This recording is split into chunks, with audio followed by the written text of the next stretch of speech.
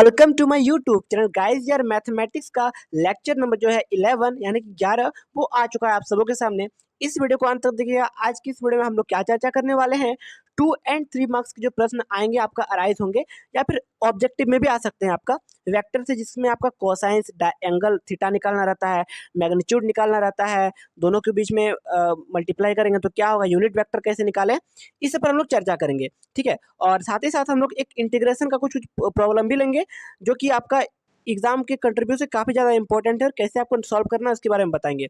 तो अगर अभी तक आपने हमारे इस यूट्यूब चैनल को सब्सक्राइब नहीं करा है तो यार चैनल को सब्सक्राइब कर लीजिए, ताकि अगला वीडियो जब भी अपलोड हो तो आपको टाइम पर जानकारी मिल सके। चैनल को सब्सक्राइब करके बेल नोटिफिकेशन को जरूर दबा दीजिए और फटाफट हमारे इस फैमिली को 30,000 तक पहुँचाए, 30,000 सब्सक्राइबर पहुँचाए, सब्सक्राइब कर दीजिए। तो चलिए शुरू करते हैं आज की इस विशेष वीडियो को। देखिए कुछ कुछ होमवर्क आपको दिया जाएगा तो आपको बना करके टेलीग्राम में सेंड करना है और अगले वीडियो में आपको उसको उत्तर देख लेना है। ठीक है, तो चलिए शुरू करते हैं। तो पहला क्वेश्चन देखते हैं, ये आपका मेनली 3 मार्क्स में पूछा जा सकता है या फिर 2 मार्क्स में। ठीक है, तो देखिए कैसे आपको सॉल्व करना है। 2 पॉइंट आपके सामने दिया हुआ रहेगा। ए है 2i cap minus 2j cap plus 2k cap, और बी जो है वो प्लस आई कैप है, प्लस जे कैप है और प्लस के कैप है।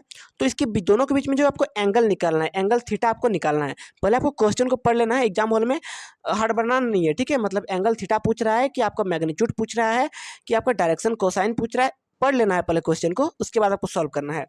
यहाँ 2i कैप है तो जरूरी यही नहीं है कि हर क्वेश्चन में आपको 2i कैप ही रहे, हो सकता है यहाँ पर 4i कैप रहे एग्जाम हॉल में, हो सकता है यहाँ पर आई कैप की जगह में 5i कैप रहे। तो यार हड़बड़ाना नहीं, आराम से बनाना है।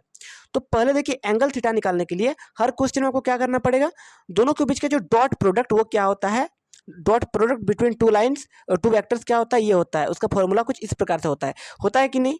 ए डॉट बी का फॉर्मूला क्या होता है, डॉट प्रोडक्ट ये होता है, मतलब magnitude of vector A magnitude of vector B और कॉस थीटा, ये आपका होता है दोनों वेक्टर के बीच में डॉट प्रोडक्ट होता है ना।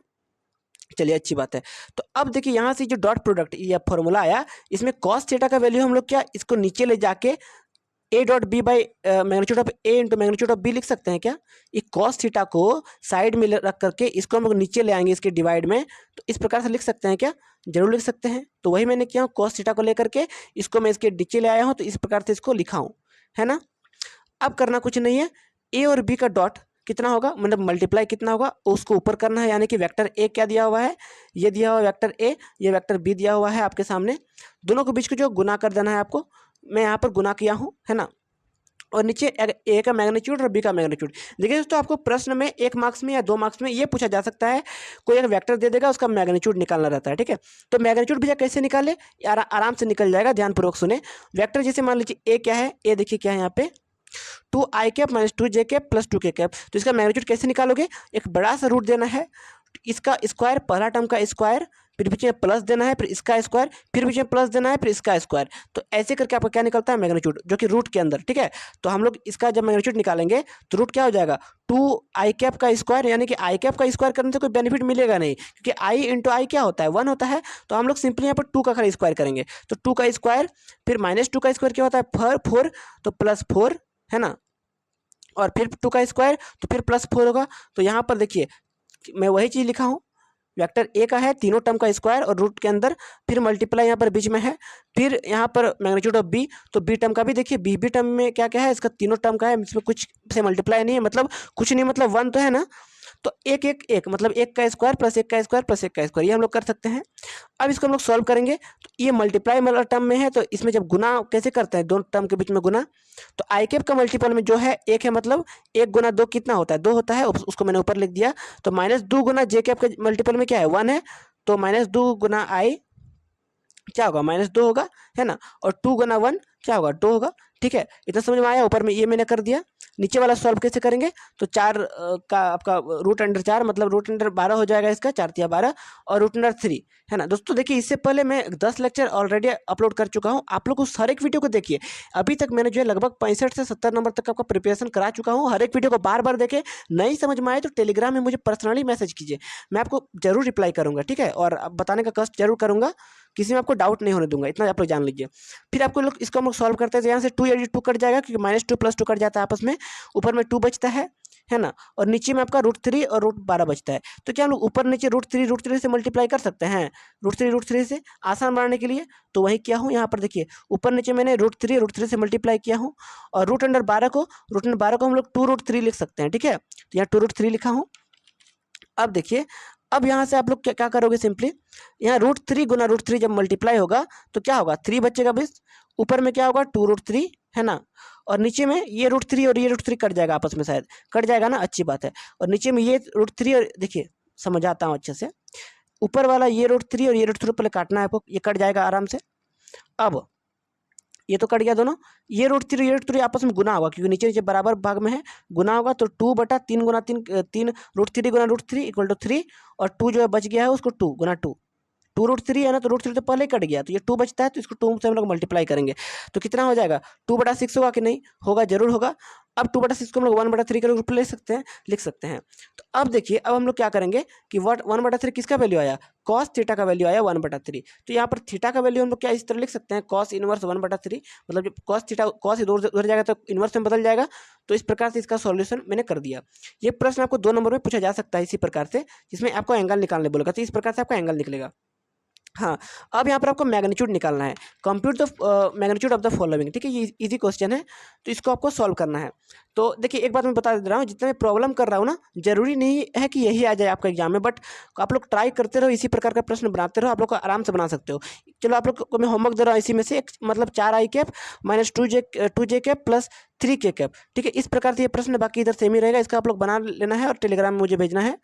ये होमवर्क यहाँ पे है, इसमें देखिए सेकंड क्वेश्चन, इसमें आपको मैग्नीट्यूड निकालना है। तो मैग्नीट्यूड निकालने के लिए क्या करना पड़ेगा, सिंपली देखिए, आपको अभी मैंने आपको बताया क्या करना है, रूट के फॉर्म में तीनों का स्क्वायर उसको बोलते हैं मैग्नीट्यूड, ठीक। यहाँ पर देख सकते हैं हम लोग क्या किए हैं, सिंपली उसका मैग्नीट्यूड निकाले, रूट के अंडर में तीनों टर्म का स्क्वायर किए हैं, ठीक है। तो स्क्वायर करने के बाद हमारे सामने आंसर आया क्या, √62। तो यहाँ पर ये मैग्नीट्यूड निकल गया किस टर्म के लिए, इस टर्म, ये पहला क्वेश्चन के लिए मैग्नीट्यूड निकल चुका है। तो ये हमारा सॉल्यूशन हो गया। आपको इसको इसका निकालना है, इसका निकाल के आपको आपको कहाँ सेंड करना है, टेलीग्राम ग्रुप में, लिंक डिस्क्रिप्शन बॉक्स में है। इसको फटाफट आप लोग सॉल्व कीजिए, ठीक है। आपको क्या करना है समझ में आया ना, रूट के अंदर में तीनों टर्म का स्क्वायर जितना होगा वही होगा उसका क्या, मैग्नीट्यूड, उसी को बोलते हैं मैग्नीट्यूड। चलिए, अब यहाँ पर एक और क्वेश्चन आपके सामने अराइज हो सकता है, ये 2 नंबर में फिर पूछा जा सकता है कि यूनिट वेक्टर आपको निकालना है, किसके लिए, इन the direction of the vector ए दिया हुआ है, वेक्टर को दिया हुआ रहेगा, उसके लिए आपको यूनिट वेक्टर निकालना रहता है। तो यूनिट वेक्टर का देखिए फॉर्मूला क्या है, ए यूनिट, देखिए यूनिट वेक्टर को हम लोग नॉर्मली इससे इंडिकेट करते हैं, A0 इसको बोल सकते हैं आप लोग, तो इससे हम लोग यूनिट वेक्टर को इंडिकेट करते हैं। यूनिट वेक्टर का फॉर्मूला क्या हो जाता है, देखिए A vector of A divide by magnitude of A, ये आपका किसका फॉर्मूला हो गया, यूनिट वेक्टर का, ठीक है। मैग्नीट्यूड आपको निकालना आना ही चाहिए, यहाँ पर फिर मैग्नीट्यूड आपको निकालना है, क्योंकि नीचे वाला टर्म मैग्नीट्यूड है, तो मैग्नीट्यूड आपको निकालना सीख ही लीजिए एनी हाउ। तो रूट अंडर के फॉर्म में फिर तीनों टर्म का क्या है, स्क्वायर, तो 1 का मल्टीपल में क्या है, 1 है, कुछ नहीं है मतलब 1 है, तो 1 का स्क्वायर करेंगे, प्लस जे के टर्म में क्या है, 1 है, कुछ नहीं है मतलब 2, के टर्म में क्या है, मल्टीप्लाई में 2 है, तो इसका स्क्वायर करेंगे। सिंपली अब इसको सॉल्व करेंगे तो क्या आएगा, मैग्नीट्यूड √6। अब क्या करेंगे, वेक्टर ए बटा मैग्नीट्यूड ऑफ ए, ये आपका होता है यूनिट वेक्टर का फॉर्मूला। तो यूनिट वेक्टर फिर निकालने के लिए जो वेक्टर ए दिया हुआ है उसको हम लोग ऊपर लिखेंगे, मैग्नीट्यूड जितना है उसको नीचे ले आएंगे, मतलब नीचे मतलब डिवाइड में, क्योंकि ये फॉर्मूला पे है, इसी फॉर्मूला पे हमको पुट करना है ना, तो वही किए हैं। अब क्या करना है, तीनों को सेपरेट कर देना है। इसको सेपरेट मतलब कैसे, देखिए बता रहे हैं, इसको इसके साथ सेपरेट कीजिए, इसको इसके साथ सेपरेट कीजिए, इसको इसके साथ अलग अलग से, तो मैं वही किया हूँ, देखिए अलग अलग तीनों को जो है सेपरेट कर दिया। तो ये आपका यूनिट वेक्टर का जो है सॉल्यूशन वो आ चुका है इस प्रश्न के लिए।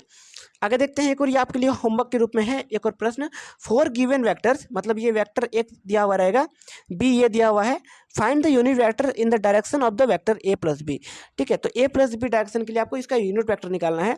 तो चूंकि यहाँ पर direction of the vector A plus B पहले ही आपका इंडिकेट किया हुआ है, तो पहले आपको क्या करना है, सिंपली ए और बी को दोनों को जोड़ना है भैया, ए प्लस बी को जोड़ दीजिए, तब एक वेक्टर आपका बनेगा ना, दोनों को जोड़ोगे तो एक ही वेक्टर निकलेगा ना। तो उसके बाद आपको लोग यूनिट वेक्टर निकाल सकते हो कि नहीं, निकाल सकते हो, फटाफट बना करके मुझे टेलीग्राम में सेंड कीजिए इसका भी उत्तर।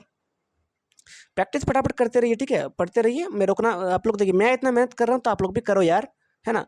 और एक बात यहाँ पर एक बात बताना चाहता हूँ कि फालतू में जो आप लोग कोई इंस्टाग्राम में आजकल रील्स ज़्यादा देख रहा है, तो वो लोग को मैं ये बात बताना चाहता हूँ कि जो आप 500 या फिर 1000 MB में जो आप रील्स देखते हो ना, उससे अच्छा 3-4 लेक्चर देख लो, कुछ काम देगा, ठीक है, कुछ सीखने को मिलेगा। तो यार रील्स मत देखा करो और ज़्यादा खपत मत करो, फ़ोन का यूज़ अच्छा चीज़ें में करो, ख़राब चीज़ें में नहीं, ठीक है। आपको देखिए यहाँ पर एक अलग यहाँ पर टॉपिक आ गया, यहाँ पर आपको इंटीग्रेशन का है। ये 3 मार्क्स में आपको पूछा जाएगा, बहुत ही इंपॉर्टेंट क्वेश्चन है। इंटीग्रेट करना है आपको 10⁴ को dx के फॉर्मेट में, है ना। ये इंटीग्रेट करना है, बहुत ही आसान सॉल्यूशन बताऊंगा, बस वीडियो के अंत तक बने रहिएगा। तो इसको आपको इंटीग्रेट करना है सिंपली। तो यही प्रश्न नहीं रहेगा, बस इसी प्रकार का रहेगा, बट इसको मैं सॉल्व करूंगा। और इसके आने वाली वीडियो में एक स्पेसिफिक बस वीडियो रहेगा, कल अपलोड करूंगा शायद आपको, या फिर हाँ कल ही अपलोड करूंगा ना। बस उसमें इंटीग्रेशन के ही टर्म में बस वीडियोस रहेंगी, और सारा 10-12 क्वेश्चन में इंटीग्रेशन का ही सॉल्व करा दूंगा आपको, ठीक है। तो यहाँ पर मैं पहले सॉल्व करता हूँ इसको, फिर इसके बाद एक होमवर्क दूंगा इसी में से। तो देखिए इंटीग्रेट ऑफ 10⁴ कैसे बनेगा। क्या हम लोग 10⁴ को इंटीग्रेट के फॉर्म में 10² इंटू 10² लिख सकते हैं, क्योंकि दोनों को मल्टीप्लाई करेंगे तो इतना होगा, लिख सकते हैं जरूर। अब चूंकि 10² का एक फॉर्मूला होता है, क्या होता है, sec² -1 होता है ना, sec² -1 10² का होता है ना, अच्छी बात है।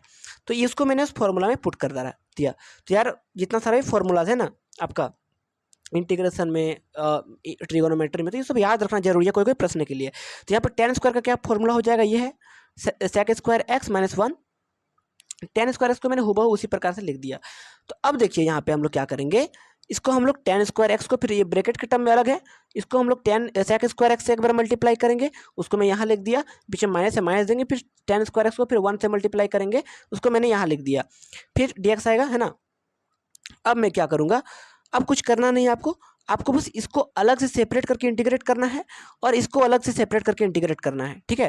तो इंटीग्रेशन हम लोग क्या किए हैं, 10² डॉट मतलब मल्टीप्लाई sec² dx, है ना, और फिर इसका इंटीग्रेशन अलग से, तो इंटीग्रेट ऑफ 10²। अब क्या करेंगे सबसे पहले, अब अगला प्रोसेस क्या है, हम लोग इसका अलग से इंटीग्रेट करेंगे, इसका अलग से इंटीग्रेट करेंगे, और फिर हम लोग इंटीग्रेशन करके इस फॉर्मूला में पुट कर देंगे। मतलब इसका वैल्यू देखो समझ में आएगा कि नहीं, इसका वैल्यू जो आएगा, है ना, उसको हम लोग इसी फॉर्मेट में लास्ट में लिखेंगे, और इंटीग्रेट ऑफ 10² का जो आएगा उसको हम लोग इसी में लिखेंगे। तो चलिए आगे देखते हैं। तो हम लोग पहला टर्म का इंटीग्रेशन करते हैं, कैसे करेंगे इंटीग्रेशन देखिए ध्यान से। तो इंटीग्रेट ऑफ 10² sec², है ना, इसको हम लोग करते हैं। पहले हम लोग लेट करते हैं, टी मानते हैं किसको, 10² को हम लोग माने हैं क्या, टी माने हैं, 10² को हम लोग टी माने हैं, ठीक है। उसको हमको मान लेना है, मन में अराइज कर लेना है, लेट 10² इक्वल टू टी। तो और sec² को हम लोग क्या माने हैं, dt/dx, sec² को हम लोग क्या माने हैं, dt/dx। इस टर्म को क्या माने हैं, t माने हैं, इस टर्म को क्या माने हैं, dt/dx, ये माने हैं, ठीक है। अब एक चीज देखें, क्या हम लोग इसको क्रॉस मल्टीप्लाई करके dx को और मतलब dx को हम लोग ऐसे लिख सकते हैं, 1/sec² इंटू dt। अरे कुछ नहीं किया हूँ भाई, ज़्यादा घबराओ मत, dx इक्वल टू बस sec² को नीचे ले गया और कुछ नहीं किया मैं, dx को ऊपर ले गया और sec² को नीचे ले आया, ठीक है। देखिए वो dx ऊपर चला गया तो यहाँ पर dx आया, और sec² नीचे चला गया तो ये नीचे, समझ में आया ना, चलो अच्छी बात है। तो ये दोनों पॉइंट को याद रखिएगा, इसको लास्ट में काम देगा, ये इसको और इसको। अब देखिए अब हम लोग फिर से वापस से प्रश्न में आते हैं, पहला टर्म में, इसका हम लोग पहला जो टर्म का इंटीग्रेशन कर रहे हैं। तो ये पहला टर्म का इंटीग्रेशन इस प्रकार से होगा, देखिए। अब आपको क्या करना है, हम लोग t किसको माने थे, 10 को, 10x को t माना है। तो 10x को जब t माना है तो 10² को t के फॉर्मेट रखेंगे तो क्या होगा, t² होगा, क्योंकि t इक्वल टू 10x, तो t² इक्वल टू 10², समझ में आ रहा है ना, चलिए अच्छी बात है। अब फिर जो sec² को वापस से हम लोग sec² के फॉर्मेट में रखेंगे, क्योंकि हम लोग यहाँ पे sec dx को माना है, sec² को यहाँ पे अभी नहीं पुट करना है कुछ भी, ठीक है। हम लोग dx को माने हैं, तो sec² वापस इसी प्रकार से रहेगा, इसी टर्म में यहाँ पे रहेगा, है ना, इसमें कुछ चेंजेस नहीं करना है। dx का वैल्यू क्या होगा, तो dx देखिए हम लोग dx क्या माने हैं, dx क्या माने हैं भैया, ये माने हैं dx dt/sec²। तो आपको क्या करना है, सिंपली उसी को यहाँ पे पुट कर देना है, किसमें, dx के जगह में पुट कर दिया मैंने। अब आगे देखिए, अब हम लोग क्या करेंगे, कुछ करना आपको नहीं है, यहाँ से ये और ये कट जाएगा आपस में, बस काटने के लिए ही तो भैया हम लोग ये अप्लाई किए, ये दोनों आपस में कट जाए भैया, इसीलिए तो मैंने इसको इस फॉर्मेट में लिखा, समझ में आया ना, इसी आपको दिमाग लगाना है। आगे देखिए, फिर इंटीग्रेशन ये और ये बचता है, तो उसको मैंने हुबहू इस प्रकार से लिख दिया।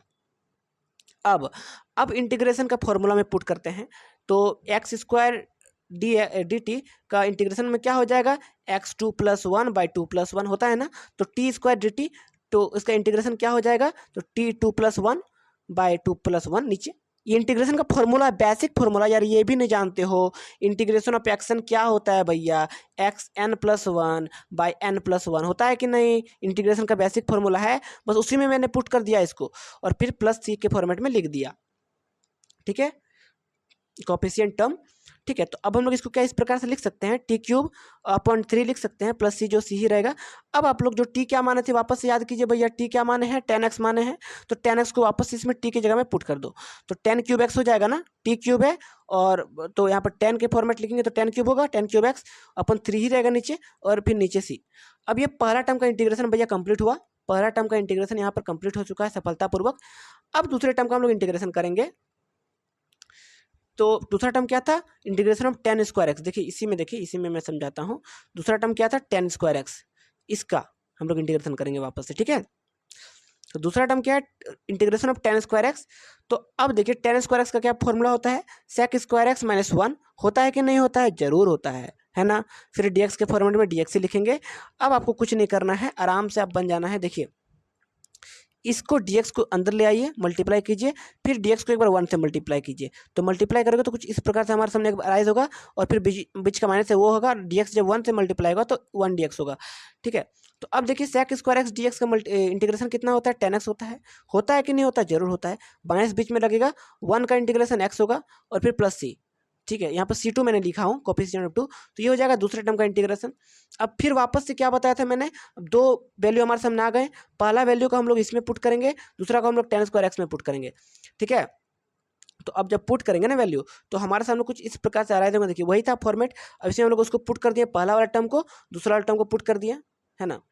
अब देखिए आप क्या करना है, अब 10 क्यूब एक्स बाई 3 इधर ही रहेगा, है ना, इधर ही रहेगा ये टर्म। अब हम लोग क्या किए हैं, इसको बस तोड़ के लिख दिए हैं, ये माइनस अंदर जाएगा तो माइनस 10x होगा, फिर माइनस अंदर जाएगा तो प्लस x होगा और फिर प्लस C1 और माइनस C2। तो अब हम लोग कुछ किए नहीं है, बस सिंपली हम लोग तोड़ के लिख दिए हैं। अब हम लोग C1 माइनस C2 को हम लोग बस नॉर्मली एक सी लिख सकते हैं, क्योंकि दो टर्म तो जुड़ गया आपस में, तो एक सी हम लोग लिख सकते हैं कोएफिशिएंट टर्म। तो ये हमारे सामने कुछ इस प्रकार से इसका सॉल्यूशन आ गया बन के, ठीक है। ये प्रश्न आ सकता है, इसी प्रकार का आएगा जरूर। तो अगर आप लोग चाहो तो अगला वीडियो जरूर आएगा इस पर, है ना। आप सबके लिए होमवर्क देता हूँ, ये इंटीग्रेशन है, फटाफट ये आज का मेन होमवर्क है, आज का मेन होमवर्क, वो सब बनाओ या ना बनाओ, इसको जरूर सॉल्व करना है आपको, इसको जरूर सॉल्व करके मुझे टेलीग्राम में सेंड करना है, ठीक है। ये बहुत ज़्यादा इंपॉर्टेंट है, आज का मेन होमवर्क यही है। आपको क्या करना है, सिंपली देखिए मैं आपको बनाने का तरीका बता दे रहा हूँ। सेक स्क्वायर एक्स है ना, इसका कोएफिशिएंट टर्म क्या होता है, 1/सेक का क्या होता है, कॉसेक होता है शायद, क्या नहीं, 1 कॉस होता है भैया, कॉस होता है, ठीक है। तो सेक स्क्वायर एक्स को हम लोग क्या लिख सकते हैं, 1/कॉस स्क्वायर एक्स लिख सकते हैं, फिर बटा कोसेक स्क्वायर एक्स को हम लोग क्या लिख सकते हैं, 1/साइन स्क्वायर एक्स लिख सकते हैं, कि नहीं लिख सकते हैं। अब देखिए जब हम लोग वैसे लिख देंगे cos square x upon sine square x, तो ये 1 आपस में कट जाएगा, साइन ऊपर जाएगा तो sine square x by cos square x बचेगा, मतलब integration of sine square x by cos square x होगा ना। तो इसको हम लोग क्या टेन स्क्वायर एक्स लिख सकते हैं, जरूर लिख सकते हैं। तो integration of ten square x, अभी आपको करना है बस इतना। अब मैं कुछ नहीं बताने वाला, अब आप लोग आराम से कर ले। तो इसको सॉल्व करके मुझे फटाफट टेलीग्राम में सेंड करें। अगला वीडियो बहुत जल्द आने वाला है, मिलते हैं एक नए वीडियो के साथ, तब तक के लिए बाय एंड टेक केयर दोस्तों।